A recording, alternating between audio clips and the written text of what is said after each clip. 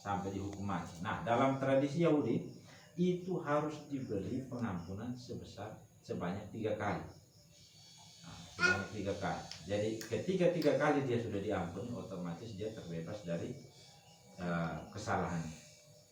Nah, tetapi di sini Petrus mengatakan bahwa sampai 7 kali. Nah, ketika Petrus mengatakan sampai 7 kali saja, itu sebenarnya sudah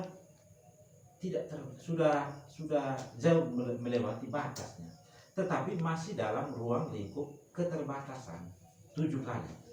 Nah, jadi pengampunan yang dimaksudkan oleh Petrus memang sudah melebihi atau melampaui kalangan pemikiran orang pada zaman itu. Bukan hanya 3 kali, sudah sampai 7 kali, ya, sudah sampai 7 kali. Tetapi itu masih dalam lingkup yang terbatas. Jadi pengampunan itu tidak sampai pada kata tidak terbatas. Maka untuk sampai pada kata tidak terbatas, Yesus langsung berkata kepada Simon, jangan engkau mengampuni 7 kali saja, tetapi sampai 70 kali 7 kali. Nah, itu kali-kali sampai kita selesai pun masih ada pengampunan itu, ya. Nah, kalau kita lihat dalam realitas kehidupan kita, ya, praktis kehidupan kita, ajaran Kristen yang paling mendasar itu adalah kasih. Nah, kasih yang terbesar itu, jangan kita bicara Tuhan Yesus itu.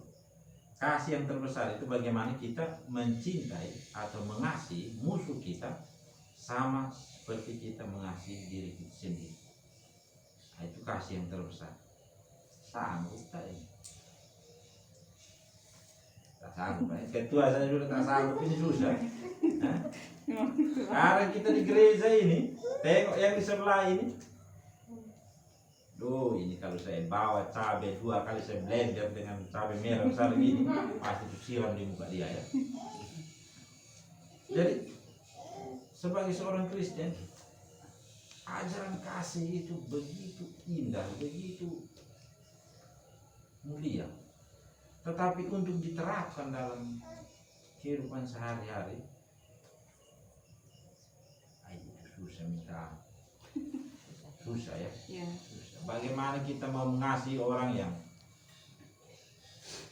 mencerca kita, menghina kita, dan lain sebagainya, itu sulit. Mungkin di mulut kita bisa mengampuni, tapi dalam hati itu agak susah.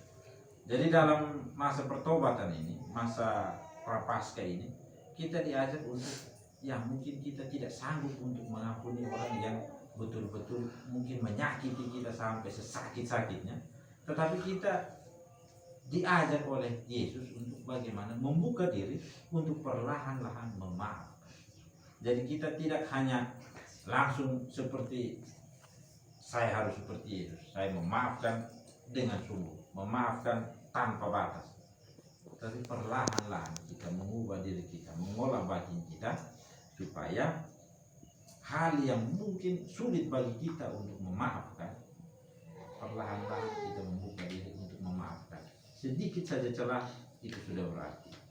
Nah, sedikit saja celah kita membuka pintu hati kita untuk memaafkan, otomatis masa pertobatan menyambut sengsara, wafat dan kebangkitan Kristus itu akan menjadi lebih baik, akan lebih sedikit bermakna.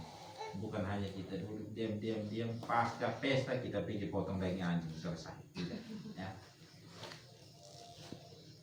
Jadi Bapak Ibu Saudara dan Saudari, setelah kita mendengarkan sedikit tentang sabda Tuhan ini, mari kita